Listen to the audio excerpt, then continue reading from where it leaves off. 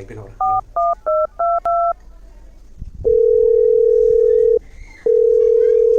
ఏడునోరా ఇంటికాడ ఉన్నారా?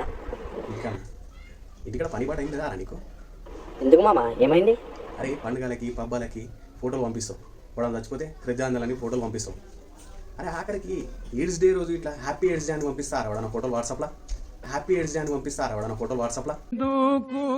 అందరూ పంపించడానికి పంపిస్తాం మామ, ఇప్పుడు ఏమైంది? సాలే నువ్వు పంపించిన ఫోటోలు అని డిలీట్ వస్తాను సాలే. అరే ఎందుకు పెడుతున్నారు బైక్ ఇంత దానికి?